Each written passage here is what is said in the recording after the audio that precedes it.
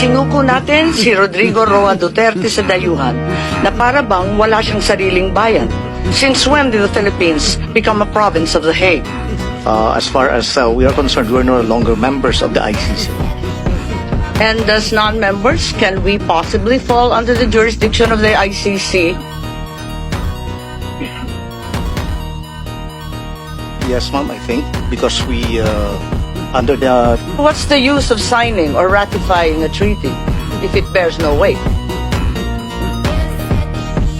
Nagsalita po ang ating mahal na Secretary John Vic na ang nagplano po rito, o yung pagkaintindi namin, itong apat na pinangalanan ang siyang nagplano. I said it was not me.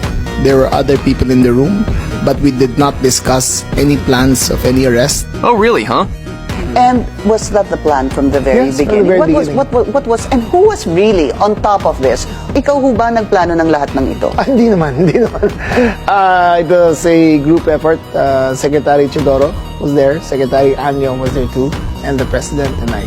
Sinabi ninyo na hindi kayo mag-isa na nagplano, kundi isang There was no grupo. planning, ma'am. Pero yun ang sabi eh.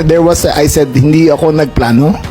Marami May kaming- isang grupo na Ang- nagplano. We were all talking about a rumor, ma'am. And that was all. Rumor lang yon. Yes, ma'am. Group effort ang sabi mo eh. Pero para lamang sa kaprasong chismis, magtitipon-tipon pa yung mga sekretary ng kabinete. Nakakatuwa naman. Call it what you may, ma'am. Walang magawa. The only information we got was the words of the former president in Hong Kong. Sa Hong Kong, Sa Hong Kong, ma'am. na andyan na. Yes, ma'am. Siya pang nauna, hindi kayo. Yes, ma'am. Nakakatuwa, ano? Meron po tinatawag na red diffusion, blue diffusion. May kulay ba ito? Yung Eh, pinadala sa atin, anong kulay ng diffusion? Ito po ay wanted person diffusion. So, walang red notice. Hindi po siya red notice because the nature of the diffusion is... Eh bakit si Congressman Arnie Teves may red notice na, hindi pa natin nagagawa ng paraan? Hindi ko po masagot. Ma'am, yung kay Arnie Teves, ho.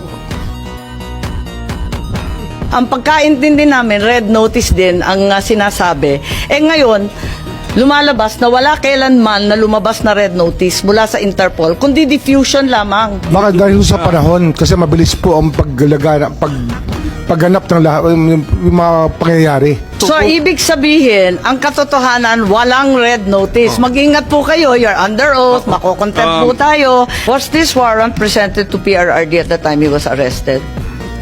Pwede bang may sumagot? Si General Torre, mukhang kabisado niya. Siya yung nasa video eh. Soft copy was given to them on the tube. Ikaw naman Yes, ma'am. bumasa ng Miranda rights, hindi man lang yung prosecutor. Tinikoberan mo na yung papel ng DOJ, kaya sumagot ka ngayon. I-present po namin kay President Duterte na nasa Nabasa niya lahat, 250. 15 pages. Ang bilis-bilis lang lumabas eh. Hindi po niya nabasa yun. Hindi niya nabasa. Oo, hindi niya. Pagpalagay natin hindi siya Vice President, she is an immediate member of the family. Ang immediate members of the family, 24 hours pwede bumisita sa amin, nakakulong kami. Eh ito, hindi pa nakakulong. Anak ito, bakit hindi niya pinapasok? Maliban doon, is this not a violation of RA 7438 that requires that you guarantee access to an attorney? Oh my God. Body Kahit who issued the ano warrant, mangyari, sir. nasa batas yan. On 2 counts, immediate family na, abagado pa niya.